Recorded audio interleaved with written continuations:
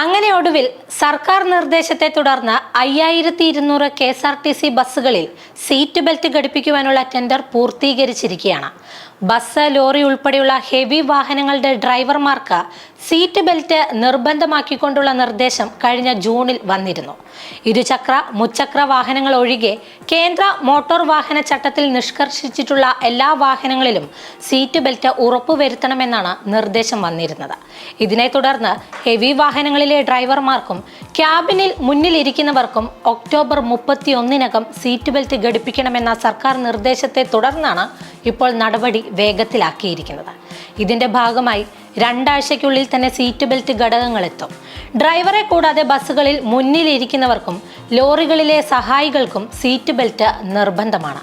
എന്നാൽ KSRTC ബസ്സുകളിലെ യാത്രക്കാർക്ക് ഈ നിർദ്ദേശം ബാധകമാവുകയില്ല. സ്വിഫ്റ്റ് അടക്കമുള്ള ബസ്സുകളിൽ നിലവിൽ സീറ്റ് ബെൽറ്റ് ഘടിപ്പിച്ചിട്ടുണ്ട്. കൂടാതെ സ്വിഫ്റ്റിന്റെ പുതിയ ബസ്സുകൾക്കെല്ലാം നിർമ്മാണ വേളയിൽ തന്നെ സീറ്റ് ബെൽറ്റ് ഘടിപ്പിക്കുന്നുമുണ്ട്. കഴിഞ്ഞ ജൂൺ മാസത്തിലാണ് ഹെവി വാഹനങ്ങളുടെ ഡ്രൈവർമാർക്കും മുൻസീറ്റിൽ യാത്ര ചെയ്യുന്നവർക്കും സീറ്റ് ബെൽറ്റ് നിർബന്ധമാക്കണമെന്ന നിർദ്ദേശം ഉയർന്നു വന്നത്. ഇതേ തുടർന്ന് സെപ്റ്റംബർ 1 മുതൽ ഇത് നിർബന്ധമാക്കിയിരുന്നെങ്കിലും വാഹനങ്ങളിൽ ഇത് ഘടിപ്പിക്കുന്നതിനും മറ്റുമായി കൂടുതൽ സമയം വേണമെന്ന ആവശ്യം കണക്കിലെടുത്ത് ഒക്ടോബർ 1 മുതൽ നിയമം നിർബന്ധമാക്കുകയായിരുന്നു. നമുക്കറിയാം, കേന്ദ്ര നിയമപ്രകാരം ഹെവി വാഹനങ്ങളിൽ സീറ്റ് ബെൽറ്റ് നിർബന്ധമാണ്.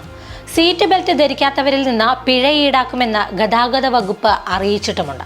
എന്തായാലും ഇരുചക്ര, മുച്ചക്ര വാഹനങ്ങൾ ഒഴികെ കേന്ദ്ര മോട്ടോർ വാഹന ചട്ടത്തിൽ നിഷ്കർഷിച്ചിട്ടുള്ള എല്ലാ വാഹനങ്ങളിലും സീറ്റ് ബെൽറ്റ് ഉറപ്പുവരുത്തണമെന്നും ഇതിന്റെ ഭാഗമായി ഹെവി വാഹനങ്ങളിൽ സീറ്റ് ബെൽറ്റ് നിർബന്ധമാക്കുന്നതിന് മുന്നോടിയായി ഇവ കണ്ടെത്തുന്നതിനുള്ള സംവിധാനങ്ങൾ AI ക്യാമറയിൽ വരുത്തണമെന്നും ഗതാഗത കമ്മീഷണർ RTOമാർക്കും ജോയിന്റ് RTOമാർക്കും നിർദ്ദേശം നൽകിയതായും റിപ്പോർട്ടുകളുണ്ട്.